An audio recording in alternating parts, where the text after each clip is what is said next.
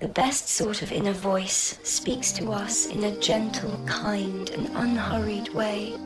It should feel as if a sympathetic arm were being put around our shoulder by someone who had lived long and seen a great many sad things.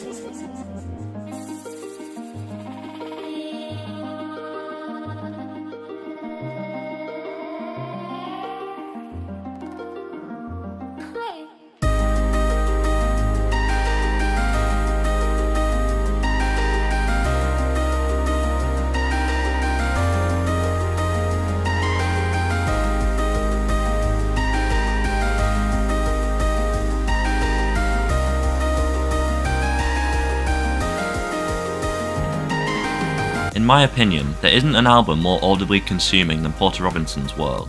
Every single song on his debut 2014 record consumes you, blasting his signature ethereal sound into your ears as you get transported to all the different fictional universes of the album. World has become renowned in the past 11 years since its release, for single-handedly changing the electronic dance music scene, inspiring EDM artists to innovate and tell stories through their music. Porter's previous single, Language, was a drastic change for his art, following his debut extended play Spitfire, which focuses on a lot heavier of the complextro sound which Porter himself defined just 3 years earlier. The Spitfire EP was well received by dance music fans and brought Porter Robinson to the mainstream dance scene, crashing Beatport's website on the day of release after promotion tweets from Skrillex and Tiesto. Even though Porter has now cemented himself as a big name in the electronic music community, he started to desire a more melodic, storytelling element in his music. And with the calmer Language single being received positively by his existing EDM audience, he started work on Worlds, his first full-length album, an album which would tell the 12 fictional tales we know today, and go on to change the course of electronic music forever. This is the story of an album, a hand, a Unicode art face, and a lonely AI robot searching for a friend. I hope you'll join me for the final episode of the trilogy which changed my life. This is A World Story.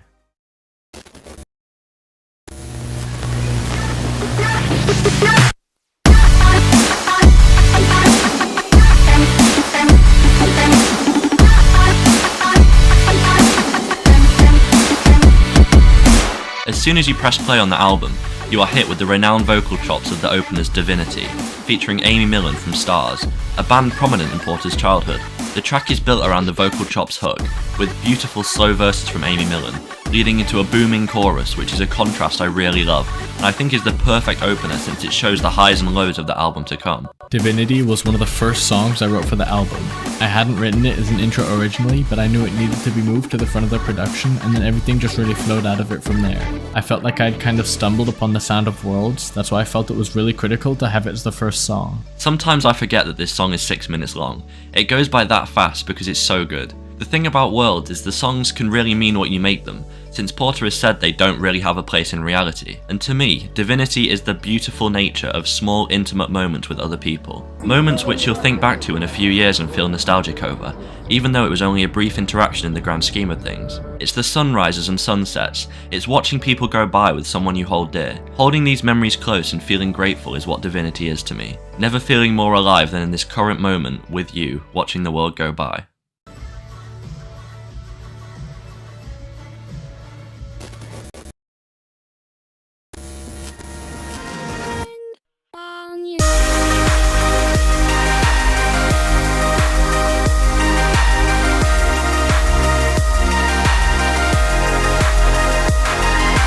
Fan favourite Sad Machine tells the story of a lone human discovering a lost AI robot after an end-of-the-world apocalypse. The song uses Vocaloid program Havana, and the song is a duet between Porter and her. I just thought the notion of a human and robot duet was something that was really beautiful and touching to me, and that vibe really evoked the whole feeling of fantasy and fiction and escapism that I wanted the album to have. The track has a synth hook, which has become famous in online culture since its release, and has been described as one of the greatest dance tracks of the 2010s. Sad Machine plays with the concept of man versus robot, a future where only our creations are left behind. The song is cutesy, but also very intricate in the story it tells. After the world is wiped by a bomb, the AI is awakened by the world's only surviving man, leaving them to traverse the empty planet together, in search of humanity but never finding it. The two depended on each other to survive, the AI helping the human to live in the post-apocalyptic world, and the man showing the robot how to feel. The boy is the AI's only friend now, but will eventually pass away, leaving the robot alone once again.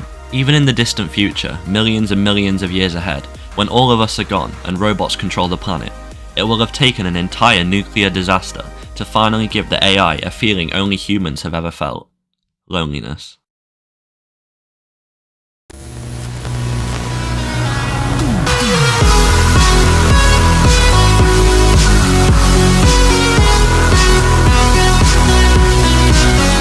Possibly the most underrated cut of the entire album, Years of War, one of my personal favourites, explores an imaginary conflict and war taking place in a world full of pillow forts and foam swords. It's a track I like to think is about imagination and the innocence and pure freeing feeling of being young. Brianne Duren features on the song, someone who I am quite familiar with after her vocal features on many Owl City tracks. I wanted a cute vocal for this song, as weird as that sounds. I wanted someone who had a very sweet kind of timbre, and Brianne Duren made absolute sense for that. To me, the whole motif behind worlds, the whole idea behind the album, is this idea of fiction and fictional worlds. For some people that's literature, and for other people that's movies, and for me it's video games, and I imagine this imaginary conflict.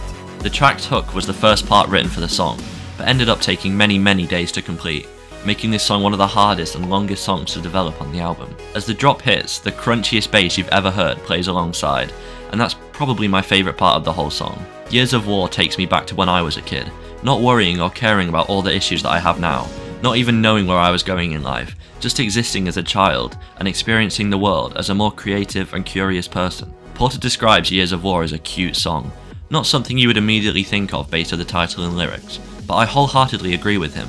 Especially with Brianne's vocals, this track is excellent and deserves twice the praise it gets.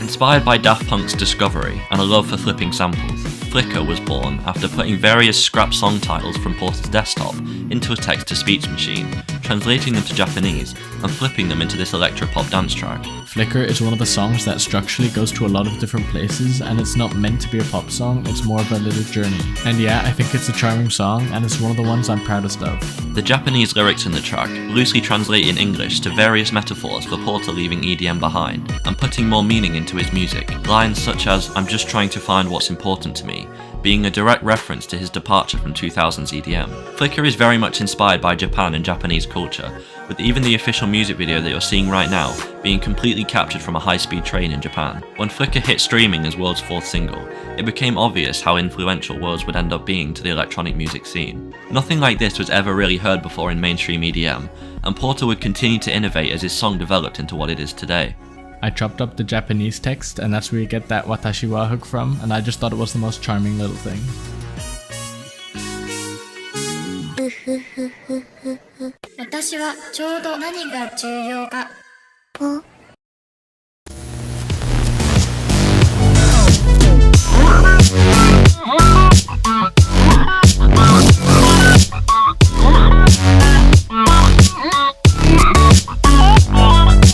Fresh Static Snow, a song that means a fuck ton to me, is based on the concept of soulmates, and the fact on how everybody out there will never meet the person that makes them the happiest, because the world is so damn large. I play this song when I'm personally at my loneliest, sat at my computer, listening to Spotify by myself, like every day in my life, one after the other, pining for an end to my loneliness. Fresh Static Snow is not a happy song. I would describe it more as bittersweet, and sometimes that's exactly what you need, a song that speaks the things you are feeling. In this day and age, the internet is where most social interactions happen. It's infinitely easier to talk through text, behind a screen and a profile picture, than socializing in real life, something I find extremely difficult. And as technology continues to advance, connections being formed over the internet will just start becoming the norm for everyone. I enjoy the fact that Fresh Static Snow will always be here as a song, a timeless companion for me when I gain and lose both friends and partners. It's here at 3 AM when I want nothing more than a hand to hold, and it's here on the sunniest days when I'm feeling content. Fresh Static Snow gives me this intensely bittersweet comfort, which no other track has ever made me feel before. To me, Fresh Static Snow is about this idea that I was really obsessed with when I was at my loneliest. About this idea that there necessarily exists a best romantic partner for every person in the world somewhere out there. I mean, there are billions of people out there and you'll only meet a fraction of them, and to me, the likelihood that you'll ever meet a person who will make you that happy is just infinitesimal. That person is out there existing and is walking and is like eating their breakfast cereal or whatever right now, looking all cute, and that notion that you will never know each other, that made me really sad. Never know your name, I've cried. provide for you the same.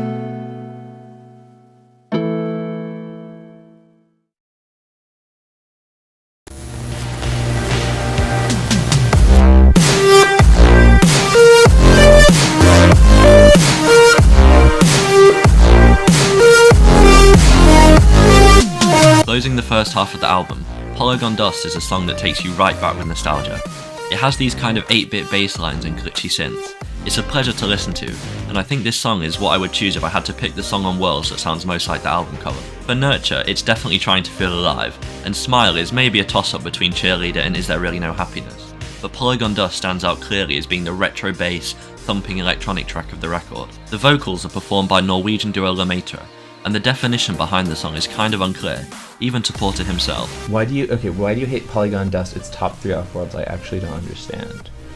I don't hate it, but I just don't love it as much as the rest of that album. I'm not really sure like what the lyrics are about.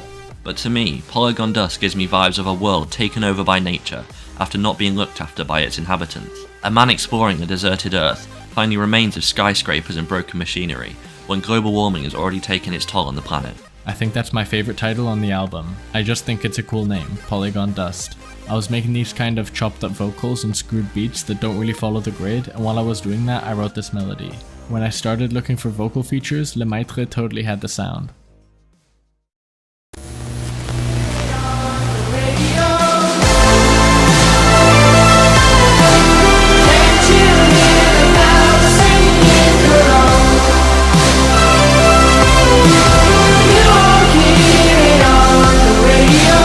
Canadian band Imaginary Cities gets their 2015 release Bells of Cologne remixed by Porter on Worlds' 7th track. Hear the Bells opens with an 8-bit style hook which just reeks nostalgia to me. The track has this sort of choir sound to it, a slow build-up of vocals and instruments. It starts slow, before you are hit with this epic booming drop. This song gives me big vibes of a kingdom being overthrown by its citizens. I think it's just incredible. Hear the Bells, I think it's quite pretty. I wanted a song that had a big explosive climax type thing to use a chord progression that felt triumphant but also a little happy, and I love the Imaginary Cities vocal. Hear the Bells is Worlds at its core. It's exactly the type of thing you want to hear on an album like this, crunchy, heavy hitting and danceable. It's not only a fantastic song, but a reminder to not let life pass you by. Acknowledge the kind people around you, make note of those days where you're at peace, and appreciate your happiest moments. After all, you won't hear this on the radio.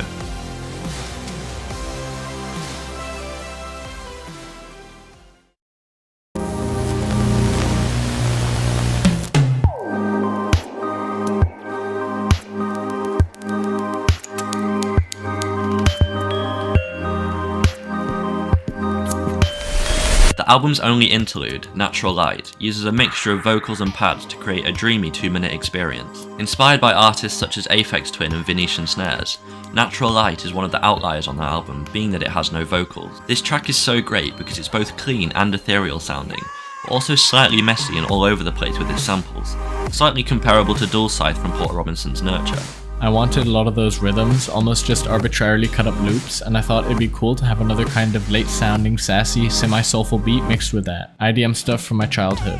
The track is usually criticised for its lack of layers, but the absence of those so-called layers is what, I think, makes this song a perfect interlude for Worlds. It's a break from the heavy-hitting drum smashers and Vocaloid robots wandering the end of the universe. It's a break, but it's not a happy break. It's melancholic. Porter describes that the song isn't meant to feel mournful or incredibly depressing or full of grief. It's an idle sadness, a small feeling in the back of the mind, for reasons you just can't quite figure out. That's why Natural Light is so underrated. What other interlude can make you feel feelings you didn't even know you had?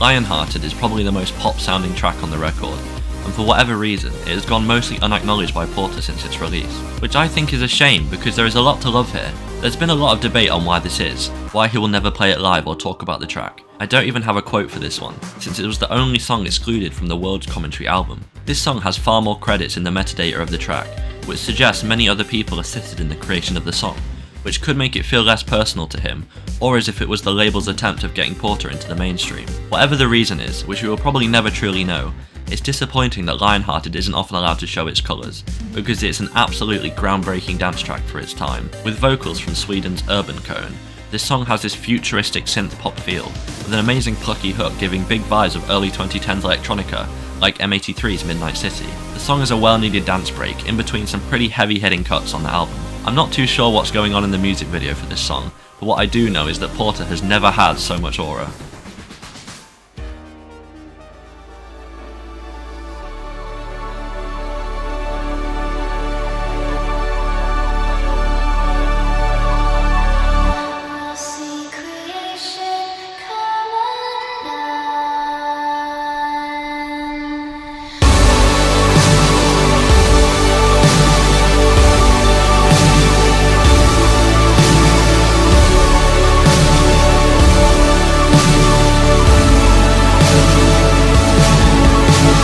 Sea of Voices was the first single released for the album. This was what introduced the world to Porter's brand new music era. From his old dubstep and heavy dance music days, Sea of Voices is an absolutely stunning, one-of-a-kind song, with these ethereal sounding pads and repeated inner perfect world lines, which build and build throughout the song, culminating to the drop. Porter was originally going to use a Vocaloid for the vocals in this track, but they actually ended up being signed by Brianne Duran, and that's how Sea of Voices' renowned vocals are today. Sea of Voices was an immense effort. That song has gone through so many iterations. It first had this weird structure. It wasn't called Sea of Voices, it was a totally different chord progression, totally different set of sounds. It was still kind of a long builder, but the sounds were more contemporary. Sea of Voices at its core is about endings. Possibly the ending of friendships, possibly the ending of these dream worlds the album creates, possibly death. It's similar, but a lot more calm and tender than Goodbye to a World, the album's closer. This is the primest example of Porter's goal for this album, to create something beautiful and emotional and delicate and sincere to himself and his values.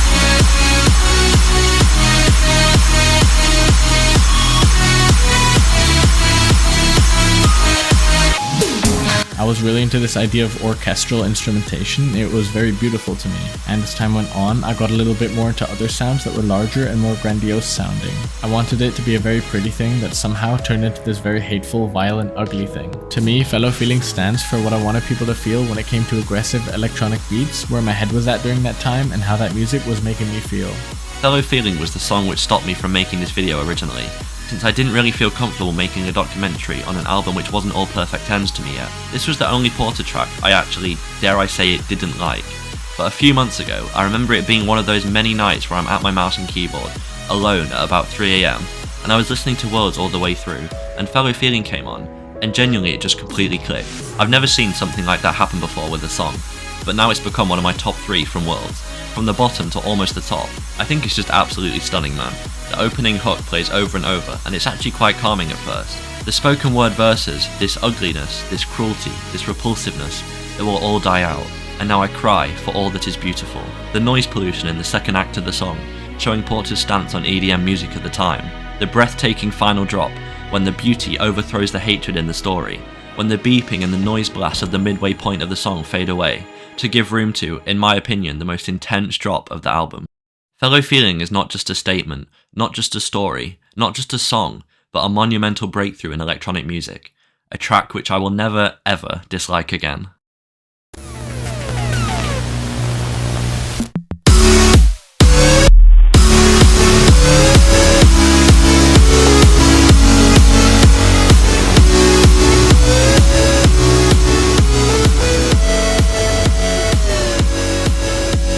The album's closer, Goodbye to a World, is a song I would like to talk about a bit differently because of the feeling it evokes from me. The thing about RPGs is that when an online role-playing game that millions of people are connected to goes away, when the game ceases to be profitable and the servers shut down, it's not like other games where 10 years down the line you can just plug in the cartridge and bask in the nostalgia. It's not like that. Once those games are gone, those worlds that you very much immersed yourself in are gone. And that was a big deal to me when my favorite games disappeared and I couldn't go there anymore. And as an adult now, I think it's just a very romantic notion, and that's why I think the whole idea of a beautiful apocalypse is really evocative to me. Like a beautiful world just disappearing in a clean way. That's sort of how I see it. Apart from being the official theme tune for the fucking backrooms on TikTok, in my opinion, there is not a song on Worlds that has changed more lives than this one. It's almost everybody's introduction to this album. Sometimes it's how they discovered Porter's music for the very first time. A lot of people see this song as the end of the universe, or a continuation of Sad Machine, or death, or suicide, or something in between, and that's fine. But this time, I'm going to make this one about me. To me, Goodbye to a World has always been about the internet. My entire life revolves around the internet, and it has done so for the past 7 years. I would be a completely different, worse human being if it weren't for the beauty of the online world. Do you know how much easier it is to hide behind a profile picture and text someone online instead of speaking to them in person? Of course you do, because you're a chronically online Porter Robinson fan watching this video about Worlds. And I know that because I am too. We have Porter Twitter, we have Block Yourself Out, we are all friends in a way which wouldn't be possible in real life, due to distance, due to social anxiety, due to health, due to basically anything. We are so lucky to live in a time in which the internet exists. Now imagine if that all disappeared, overnight. Everything we had built together, all the friends you had made, gone. I'd be a completely lost soul. Nobody to talk to, nothing to do. The online world has shaped and changed my life. I had, and still have, 0 IRL friends since I dropped out of school. Where would I be now if I didn't meet my amazing best friends, by chance, on a Minecraft server? Where would I be if I didn't post this nurture video and talk to some of the kindest people I've ever met in my life? Goodbye to a World makes me so incredibly grateful to live in this time, because just like the inspirations for this song, the old, now defunct MMORPGs which Porter holds so dear, the internet could just become non-existent. All the friends I've made, all the comments I've replied to, all the hours I've put into hobbies which make me happy, all now just a memory. So I just want to say thank you. To my best friends who are absolute pricks, but I love so much, thank you. To everyone I've met who has shaped my life in a way I can't even explain, thank you. To the artists and creators whose art I couldn't have discovered without the joy of algorithms and recommendations, thank you. To the games which kept me occupied, even when I was at my very lowest and struggling to hold on any longer, thank you. To the kind people who have liked, commented and subscribed to little old me, waffling about Porter Robinson, thank you. I hope you'll stick with me as I expand to talk about everything else which I hold dear.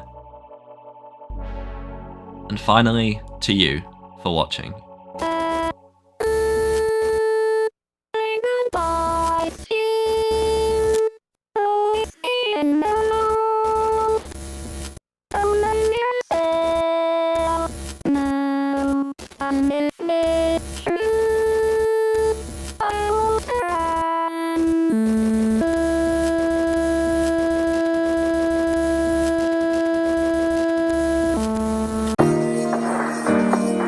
Sometimes the inner voice is encouraging, calling for you to run those final few yards. You're nearly there. Keep going, keep going, keep going, keep going. It will all be okay in the end.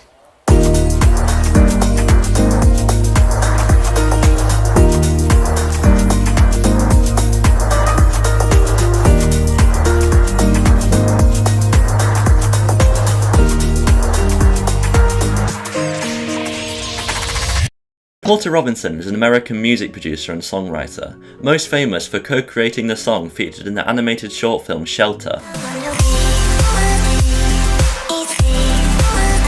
and at the time releasing his popular debut electronic album Worlds.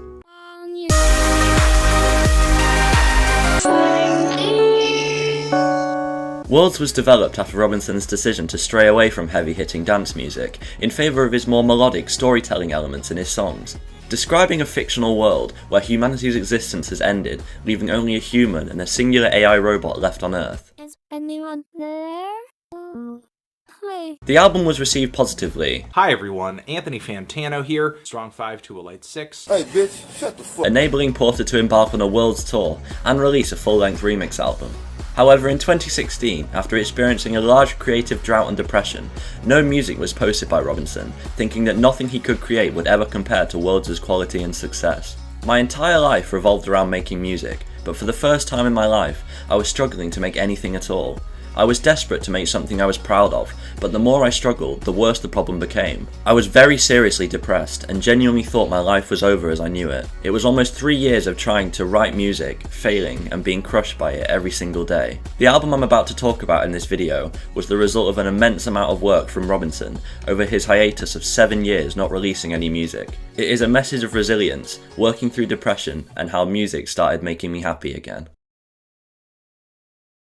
Nurture was released on the 23rd of April 2021, over a year after its first single was announced, being delayed multiple times because of the pandemic. I've been a fan of Porter's music since Shelter was released, after seeing it featured on Row Beats. Yes, Row Beats, which then enabled me to discover Worlds. And I can tell you, waiting 4 years for an album drop is a long wait, but was so worth it to discover my favourite piece of art of all time.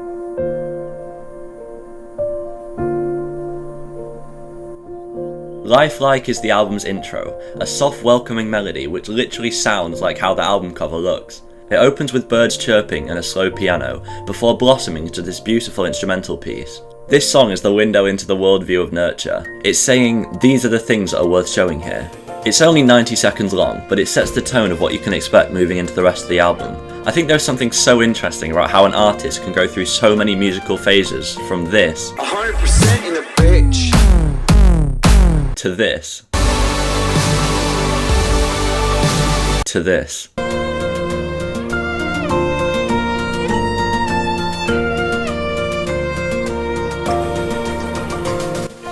Lifelike sounds like the title score to a massive open world RPG, or the soundtrack that would play when the camera pans out to reveal the beauty of the world around us. As an artist, my vantage point into the beauty of the real world is so often sitting in a recording studio, staring out my window, and feeling like I'm in a forest. That's what informed the creative direction of this album. Oh yeah, did I mention that I love this cover art?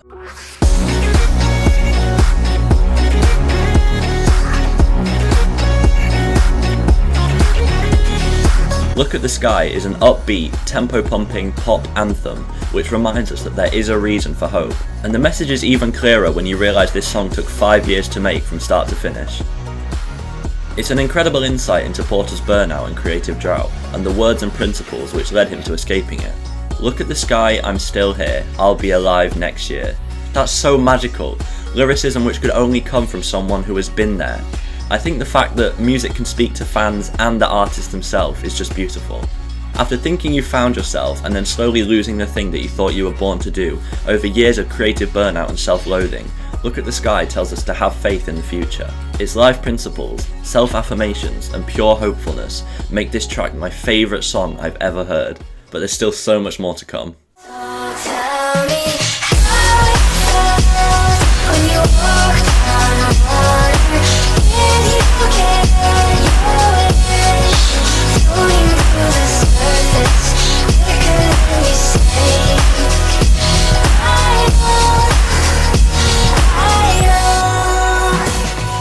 The first single to be released from Nurture, Get Your Wish, encourages the audience to get up and move on. I just started to think about what my favourite music has done for me. I thought about Daft Punk and Bon Iver, and I came to the answer that I'm making music for the other me's out there. People like me that rely on their favourite artists to get through a hard time. I was no longer paralysed by the question, did you get your wish? Did you get the thing you wanted? Once I finally understood that the answer is no, I realised that's okay. The world opened up. I realised external validation is a cup with a hole in the bottom and it can never be filled. Hope is probably the word I would use to describe this entire album, just full of pure hope. To move on, keep trying, and a reason for not giving up. Times can get better.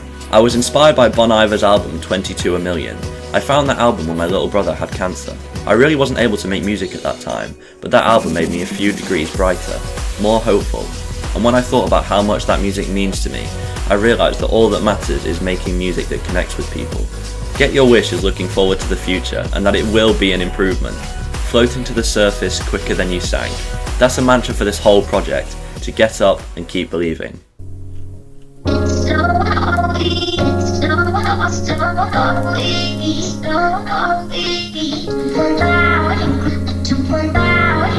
Dream The 6-minute experimental song Wind Tempos begins with this glitchy, stuttery, but rather beautiful repeating piano melody, with panning vocals and dripping water sounds. Sounds which layer on top of each other to create this soundscape which I think fits the title perfectly. 3 minutes in, the words "It's so holy" are expressed. The building layers then cut to reveal just a singular piano piece.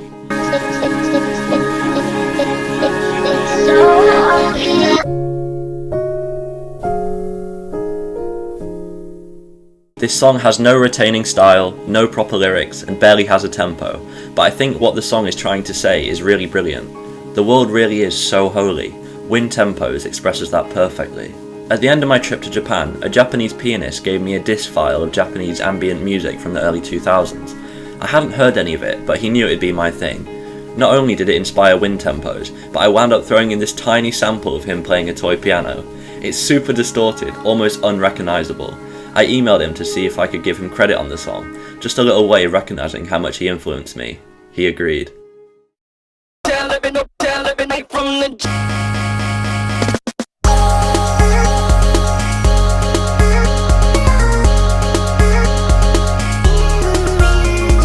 Musician is my favourite song on the album. It's me when I'm peaking on inspiration and creativity and I feel invincible. No, I don't miss the feeling anymore. Yeah, I want something new to love. I was so nostalgic, but I'm fine without it. You don't really want what you think you want. Musician speaks on Porter's experience being an artist, his inner voices, self-doubt and will to keep making music. It's the most popular song on the record too, and for good reason. It's incredibly catchy, made from a sample from an unreleased Porter Robinson and Kero Kero Bonito collaboration. I can't think of anything that better captures what it feels like to be on stage. The result is just boundless joy. Burning up and burning out is just the cycle of being a musician. It's what you gain and what you sacrifice. The chorus feels like an anthem for artists everywhere. Can't you feel what I'm feeling? Musician breaks the fourth wall and speaks to listeners and artists in a way that inspires even me to, I don't know, make breakcore or something.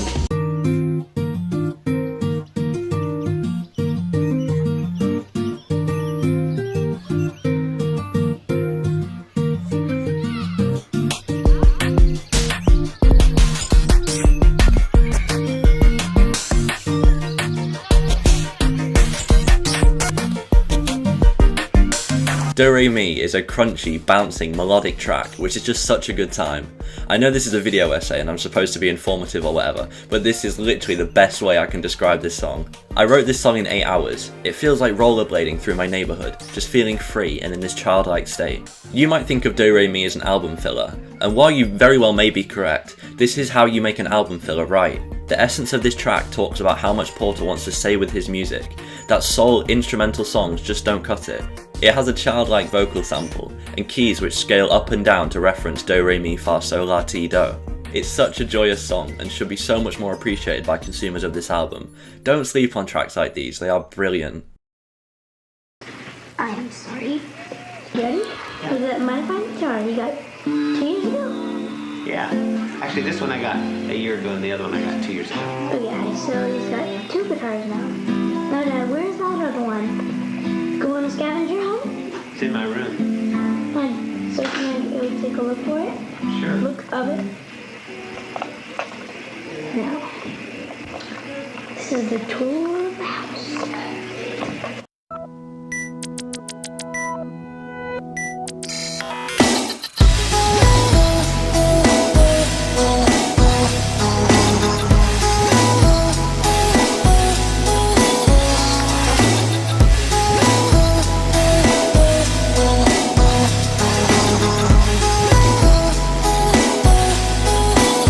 I wanted a song that expressed the love that I feel for my parents, as well as the grief of growing up. I felt like the minute I moved out, my youth would be over and I'd hardly ever see my family or dog again. In reality, it wasn't like that at all. I still see them all the time, but I wanted to capture the sad side of growing up, of realising your parents aren't infallible. Mother is a thumping, sample-flipping masterpiece, which discusses Porter growing up and becoming an adult himself, thinking he will lose touch with his family and having to go out into the world alone. Mother speaks on how thankful Robinson is for his parents, their care and their kindness, and how while he appreciates it, he can keep living, all thanks to how his family have shaped him. Mother is a stunningly adorable song. It means a lot to me and my mom too. I will always appreciate Porter's work and what it means to me personally. I can't thank him enough for that.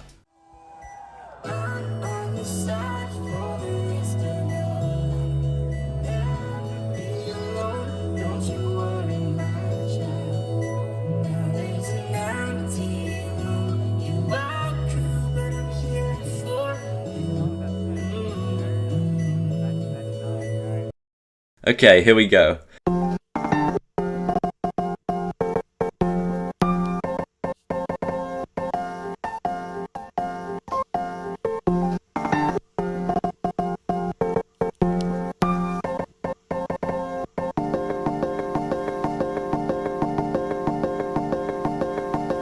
Dull Scythe is an interlude, something to keep you alert. You think that all songs are going to sound the same? No. Try getting smacked around in 1,000 directions, with no BPM, no tempo, panning notes from the left to the right, no melody. Dull Scythe is the Marmite of this album. It comes out of nowhere, right between two beautiful songs, and I think that's kind of magical. It sounds like something that's trying to become a song but doesn't know how, is a nice way to put it. Dull Scythe is great, and Nurture would be worse off without this song. It really feels like you are being smacked around by a scythe, not hurting you, just pushing you around everywhere. It opens up halfway through to unveil a real pretty melody, so I guess it realised how to finally be a song. I notice new elements of this track each time I listen with headphones. There is just so much to unpack. This song is not harmful, and you guys need to stop hating on Dull Scythe. Also, there comes a point in every Porter Robinson fan's life when they memorise every note on this song and when it will play, and I love that.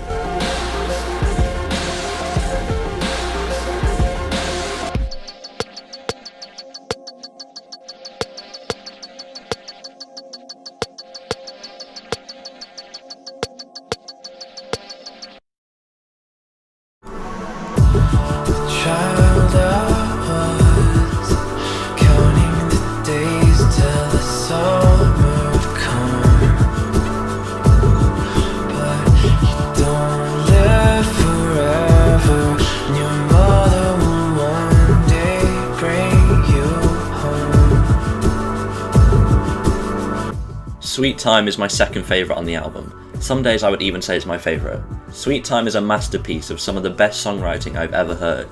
I will start by just reading what Porter has to say about this song because I think he says it beautifully.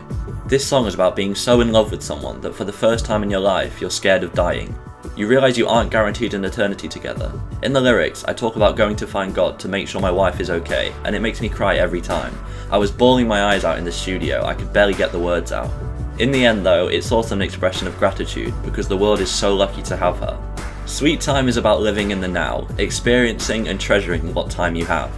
You may waste years of your life anxious for death and its consequences, but the world really is lucky to be your home.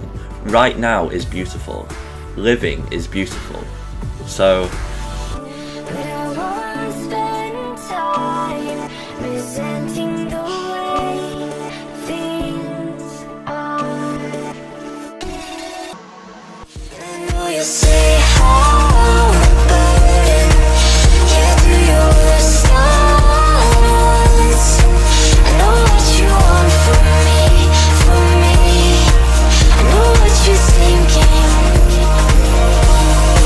Mirror is a conversation, reflecting on how we speak to our inner voices, the voices that tell us we can or we can't.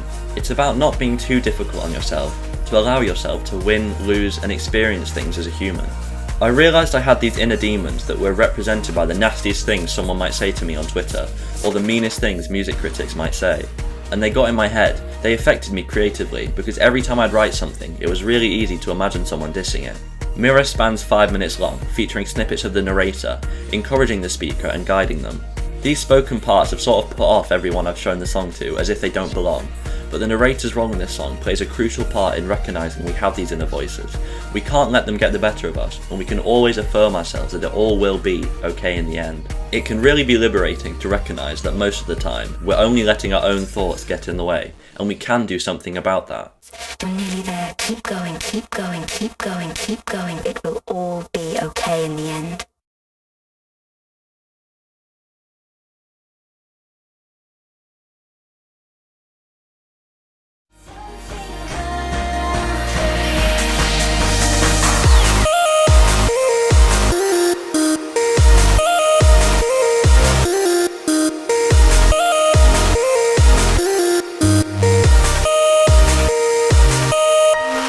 Something Comforting was the first song written for Nurture, and it took 4 years to finish.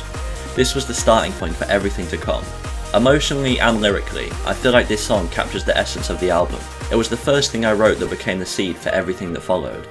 Porter had received a lot of praise for his debut album Worlds, and he thought that this was exactly what he wanted, creating music and albums and tours and being a creative musician. But after experiencing self-doubt and imposter syndrome, and just thinking that you'll never replicate that success again, you might start to feel like it wasn't really what you wanted from the start. This track was Porter's voice calling for help, and what ended up helping him was the song itself. He overcame all those feelings which left him feeling like he would never make music again. Something Comforting in the entirety of Nurture was the product of every single one of those hard times.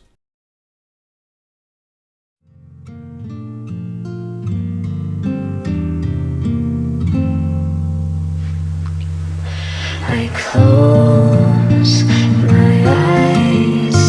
For once I don't have to try. I'm well wishing for life. I picture you happy. Oh. In May of 2023, Porter married his now wife Rika. Blossom is a love ballad dedicated to her, and I want to say it's one of the most personal songs on the album, just a guitar and heartfelt words. He had written it in a day. He says that it all came together so quickly and so naturally and so perfectly. This song teases the subject of death at so many occasions, and it feels like the end is looming over the whole song. If the conclusion we're coming to here is, let's not worry about the end. That's what Rika's telling me. Let's just try to be happy with the time that we have.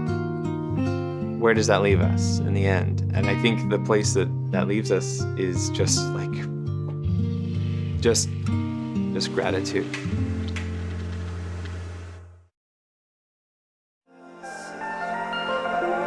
I put my pictures down, and not as good as the real thing. I wish I could go home. You're just nostalgic. What do we wander from and only notice it now? So be here with me. Unfold is the final big song, a wall of sound he calls it, a song about breaking through, reaching your destination, overcoming your challenge. It's this loud, impressive, booming track as we prepare to close the album. This song is what the best parts of life sound like. A collaboration with totally enormous extinct dinosaurs, Unfold is a wonderful latter half album track. It represents the journey of listening through the album and what Porter overcame to create it. For your hands now, put color in your cheek. I missed you back then, so be here with me. But we're not done yet.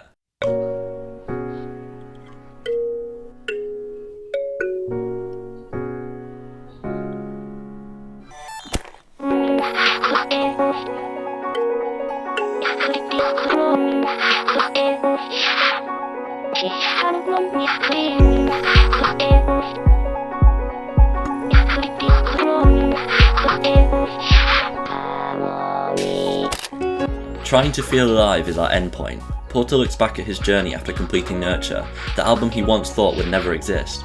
I really wanted to write something for Trying to Feel Alive that felt truthful but also helpful, something that expressed how I was still kind of scared, but that didn't contradict the central meaning of the album. And that took weeks. I remember this breakthrough when I thought, wait, do I actually want to be happy? Like completely satisfied now that the album is done? Do I actually want to be done? And the answer was a resounding fuck no. I realised that it's actually a precious gift to be dissatisfied, because that keeps you moving forward. I always want there to be another mountain to climb. I feel purposeful when moving forward, even if I know no destination will ever truly satisfy. Nurture inspires to live, to hope, to stay strong, to keep going, to keep believing, to keep loving, and to keep living. This album has spoken to me, and so many other people on a level I never thought art could. Porter's work is like a piece of me. It has and always will have my heart. A few years ago, I was completely losing hope of my life. I had nothing to do, nothing to love, and no confidence left. Those months were some of the worst times of my life, but when I was at my lowest, I discovered Nurture. My friends and family wonder why I care so much about this album. I have it plastered everywhere, I have it on my wall, I get annoyed if anyone speaks bad about it. But it's kind of like hearing a song that is playing in the background after your first kiss, or the song you have your first dance to. The album found me when I needed it most, and those songs and the feeling they produce will stick with you for endless amounts of time. I remember singing along to the vocal chops in Shelter, or Havana in Sad Machine in the car when I was like 12.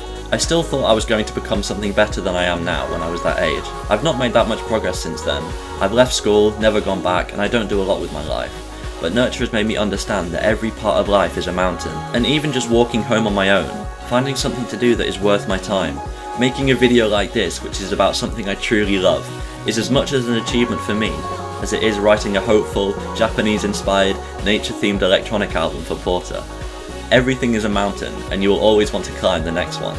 But remember to enjoy yourself, take pride in what you love, treasure your life and the things in it, and nurture the journey.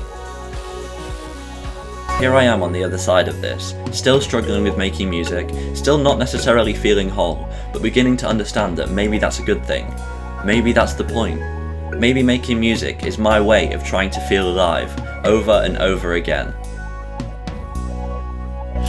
Then somebody somewhere finds the warmth of summer in the songs you write. Maybe it's a gift that I couldn't recognize, trying to feel alive.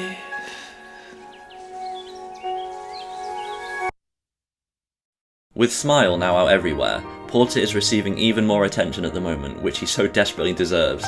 It makes me really happy to hear a Porter Robinson song on the radio, or listen to my younger brother sing along to Cheerleader on the FIFA 25 soundtrack. I hope everyone can experience the wonder of Porter's songs. Music is so unbelievably magical, and I want the world to know how much this album means to me. When I was questioning whether or not this album was ever going to happen, I was able to listen to a song like Something Comforting, and that reassured me. I felt like I had this. Getting made you want more, but maybe we don't need more. Maybe everything we need is already here. I feel a deep, non-PR, genuine, heartfelt, it makes me want to cry when I think about it. The shit that me and my audience have been through together, and people who love my music, then I feel them. I think we feel the same way about it, actually.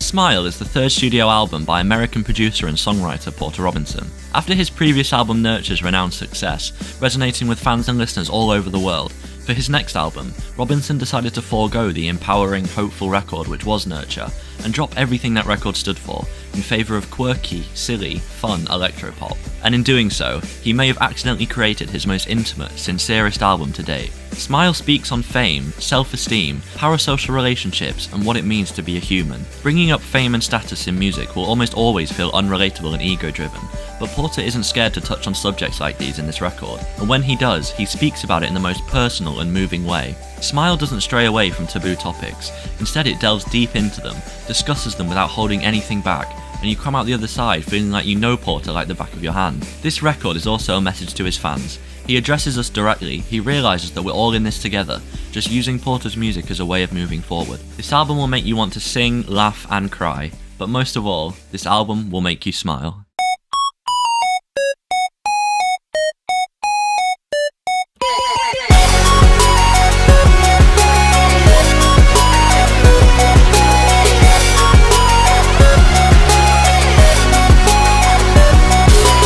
Knock Yourself Out is Smile's opening track. It discusses the pressure Porter feels as an artist in the limelight, as well as how many people depend on him and his music to get through a hard time. It is also a direct message to Porter's haters.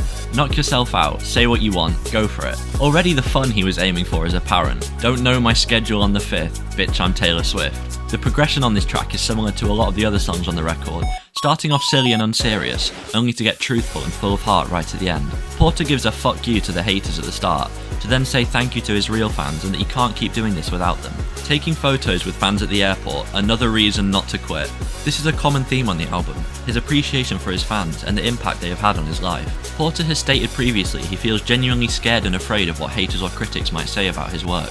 Putting years of work into something to get thousands of reviews, responses and grades is something most of us can only relate to on a tiny scale by school exams or projects at work. Porter understands he's not an average person like the rest of us on the outside. He has a massive following of fans who fully rely on his work to keep living. But on the inside, he's still trying to find his way in life, just like all of us.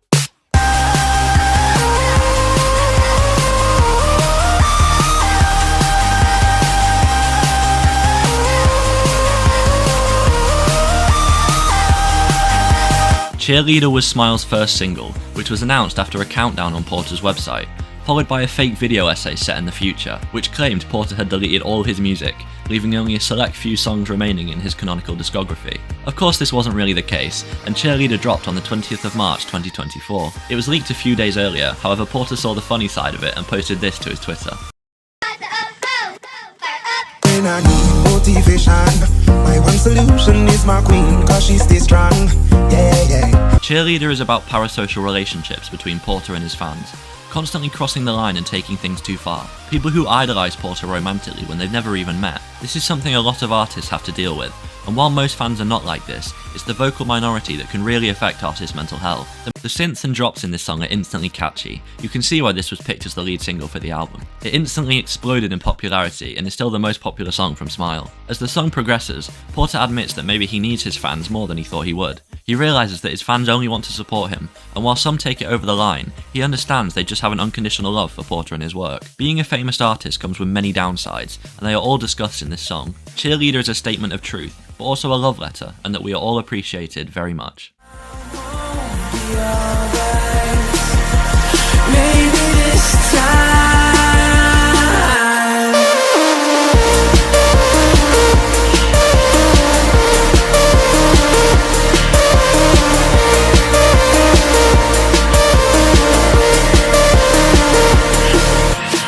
Russian Roulette is a song which does not take itself seriously at all, yet is the deepest, most intimate song on the entire album. In the song, Porter explains all his feelings on being a musician, the ups and downs, and what would happen if he just disappeared. He also speaks on both career and human suicide. The act of ending your own life has been touched on countless times in music, being executed both in a good way and in a bad way. In Russian Roulette, Porter asks, "What are we really doing here? Why would I continue this?" Which is something anyone who has had suicidal thoughts can relate to. Despite the upbeat instrumental and drop, the tone of the song is honestly quite depressing, until the final third, when Porter has a turning point.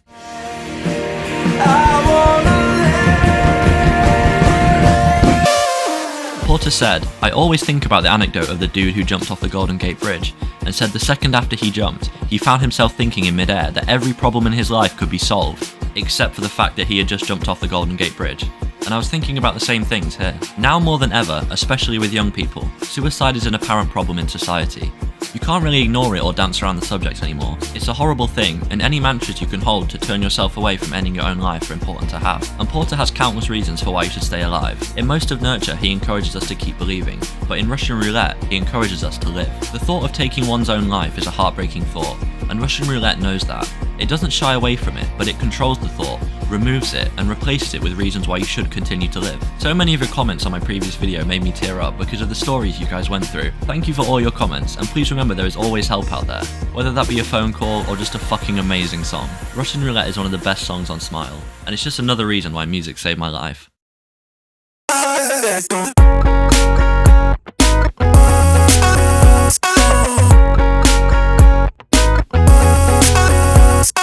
Perfect Pinterest Garden is likely the most negative and themed song on the album, packaged as a fun, vocal chopping bop.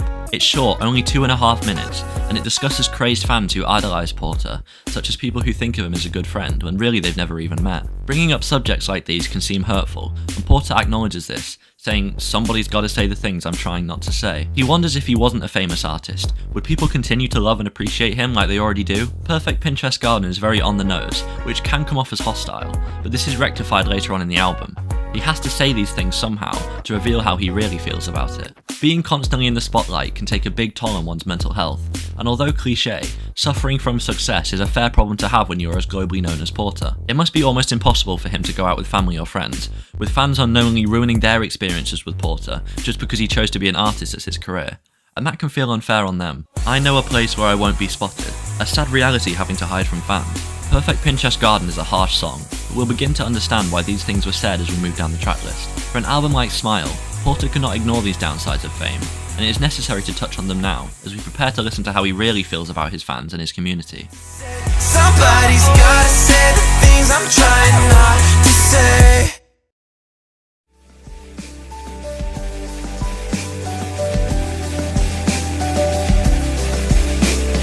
I swore not to care, but on that night I couldn't help it. I took out all of my shame on a random guy who probably liked me, and that night it was the obvious first time you were disappointed. I spewed out that irresponsible mantra. I'm sorry I'm like this. Year of the Cup is my favourite song from Smile, and I know that's a crazy hot take, but hear me out on this one. This song is a ballad about learning to live with your flaws, built around interludes from an interview with Lil Wayne. Wayne's interviewer Tim Westwood asked, "What's in your cup?" because of Lil Wayne being criticised for his alcohol and substance use, to which he replies, "It ain't nobody's business what's in my cup, what's in your cup, what's in their cup. It's your cup. Drink it. Die. Kill yourself if that's what you want to do. You could be drinking prune juice. Who knows? Who knows? As long as if I say this is death on ice in my cup, okay, I could be drinking iced tea. You just got fooled. Who's gonna live longer? That's why I tell people, fuck you, and whatever was in my cup, suck my dick. I'm gonna keep drinking it, bitch." Year of the Cup is about trying to find beauty in your flaws, and I think that's incredibly powerful. Owning yourself, standing up for what you believe in, and being able to go through life under the influence of your own decisions, rather than the people around you. I think everyone can relate to this song in some way. Take a minute to think about something that you enjoy or like doing that other people around you just don't understand. I'm not saying smoking or doing drugs is good. In fact, I'm highly anti both of those things. But if they help you in some way, I think you have a right to stand up for yourself and tell people that.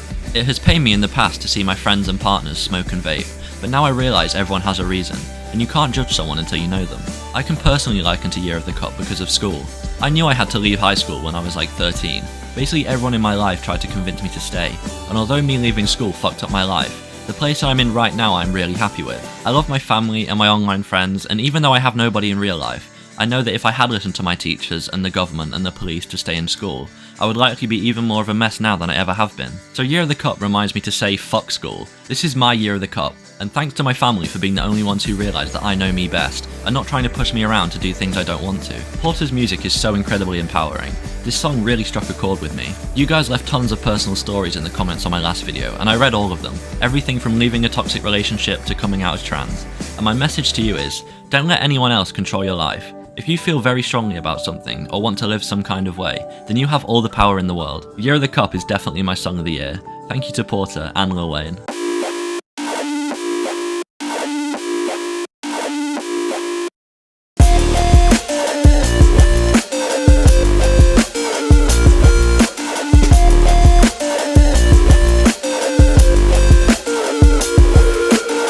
Cinemason Freestyle speaks on dress sense and feeling positivity in your outer self. A common theme of Nurture was to talk about being hopeful and believing in the future, things which happen on the inside. Kitsune Mason Freestyle switches that dynamic and turns it to the outside, how others perceive you and how you want others to perceive you. The way you dress and present yourself is one of the best ways to show your personality. When people say to me that they spent thousands of pounds on clothing or shoes or whatever, I can never understand why. I just didn't really care about good clothes that much. Dressing well and designer clothes have never really appealed to me, and I think that stems from the fact I'm not overly bothered about what people think of me on the outside. I rather care about them knowing I'm a good person on the inside with good intentions. And that's what I always thought. For the past 3 years, I would only ever leave the house in all black clothing, just because I wanted to blend into the background. and I didn't want people to notice me. My wardrobe consisted of just black, grey and white shirts, nothing else. Then I heard this song, and I heard what Porter had to say about it, and now I'm starting to realise that I should care a little more about presenting myself well. And this is something I'm now trying to improve. A lot of the songs on Nurture and Smile have already changed or helped me, but this one I'm still working on. I enjoy making progress towards this goal every now and then. Nothing drastic, but some days wearing a different jumper rather than an all black edgy outfit, and that fits my personality way better. I'm starting to like that a lot more. This song was worked on partly when Porter was in Paris, when a photo was posted of him to the What Porter Wear Instagram account, which posts pictures of Porter's outfits when he is seen out and about. He was already feeling low that day, only to see the post with just comments of people sort of clowning on him. This is kind of embarrassing to admit, but that's the whole spirit of this album. This outfit here, I had kind of not been pictured in some time. And I was in Paris and I was working on the album. I was hanging out with the Frost Children, and like I was just feeling particularly sensitive and weird that morning. And I woke up and I saw like just people online just kind of like memeing about what I was wearing, just feeling annoyed about people having something to say about like how I look or what I wear, which is, again, I think is very, very fried, because I don't think anybody was meaning it in a weird way. It just hit me in a bad way at that moment. You can see how guilty he starts to feel in this clip, as he backs down almost immediately from saying anything close so that his fans upset him. But the reality is they probably did. This line even came about from that experience. What somebody is wearing is something I personally don't even notice. It just gets phased out of my brain, I genuinely don't take it in. But if you are somebody who does enjoy looking at what clothes people are wearing, be nice. Remember that everyone's just trying to look good, trying not to feel bad.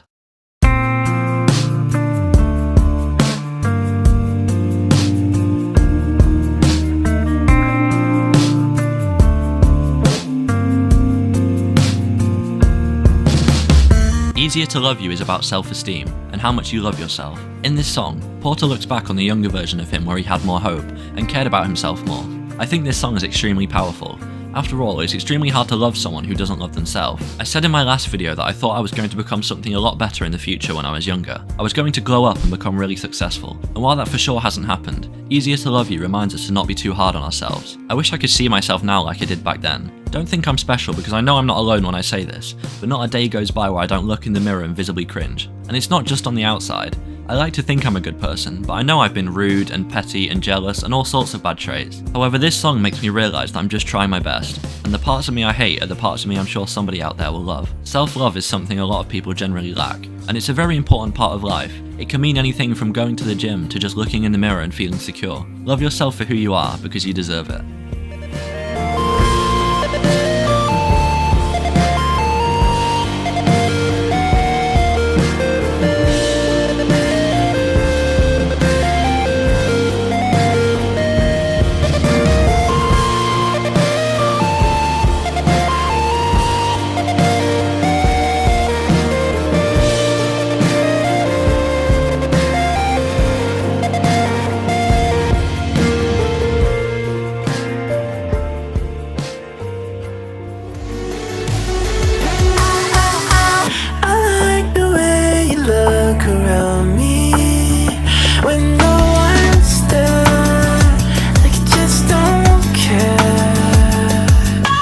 Mona Lisa with the Frost Children likens Porter as just an inanimate work of art surrounded by fans, with some who don't care enough for Porter's mental well-being. It tells the story of a crazed fan trying to reach Porter, and then kicking off and throwing a fit after not being able to. Being an artist and a popular social media user, Porter can mostly decide what parts to show of himself, only presenting his good traits rather than his bad ones. This can lead people to think he is a perfect human, idolising him as a no-fault piece of art. It can also be quite confusing as an artist when there are some fans which will support absolutely everything you do, leading even yourself to believe that you can do nothing wrong. He speaks about this on Year of the Cup, saying, "I guess that screaming at my audience works and everyone likes it."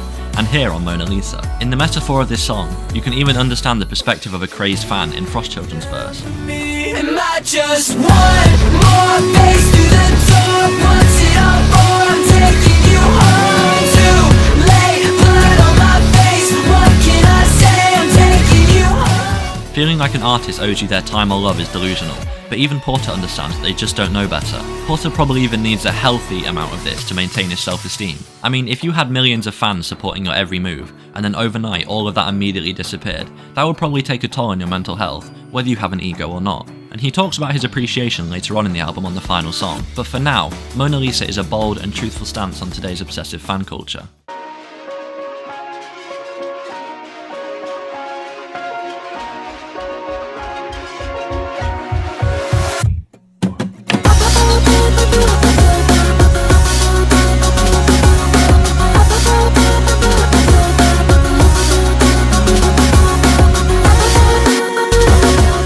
There Really No Happiness explores nostalgia and how it affects all humans, and especially artists. When you are growing, experiencing new things, and life is fleeting every day, people often want to think to old times when everything was better. Porter speaks on this never feeling like the first time you did it, and trying repeated times after that just never feel the same. A great line in this song is, "I've been trying to change, but I don't know how to change you," which shows Porter enjoys going through musical changes in his work.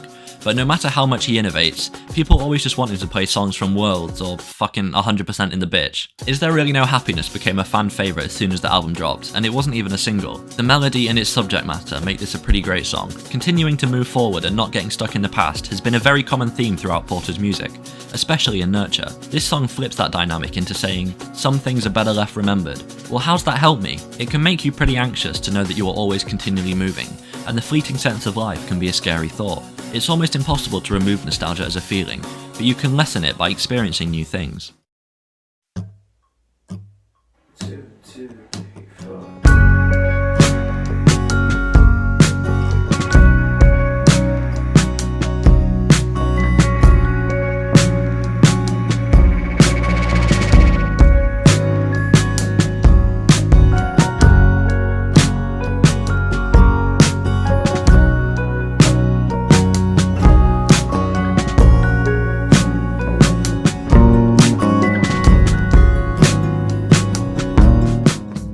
Everything to Me is a final message from Porter and his fans. It's the final song on the album and addresses us directly as we hear what he has to say. After going through all those tough topics on this album, where Porter speaks on the best and worst parts about being a musician, Everything to Me is a somber, emotional love letter to all of us. We get to hear how Porter really feels. We may think that we know Porter very deeply because of how much he lets out in his lyrics and social media. However, Porter can only realistically imagine us as a blurry group of fans, because it would be impossible for him to get to try and know us one by one.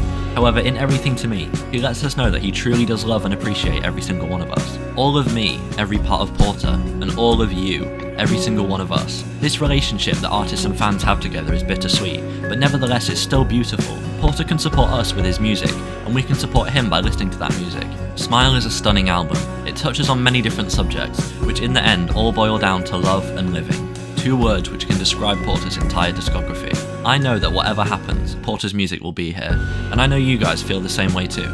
From discovering your sexuality to giving birth, these albums have guided you to where you need to be. Please never give up hope. There is no type of progress which is too slow. Keep believing, and remember you know yourself better than anyone. Don't let anybody else control your life. I feel that is a big part of what this album is about. There was a time where I didn't think I'd even make it to the age I am now. I would shake and cry and panic every single night for almost half a year.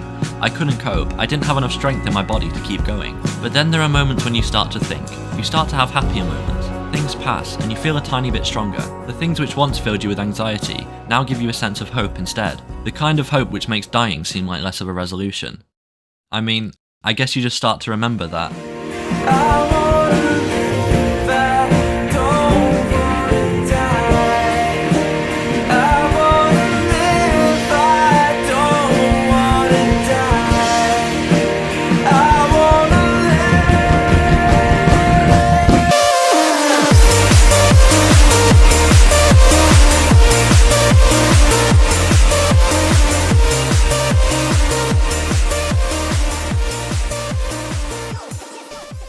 Don't kill yourself, you idiot.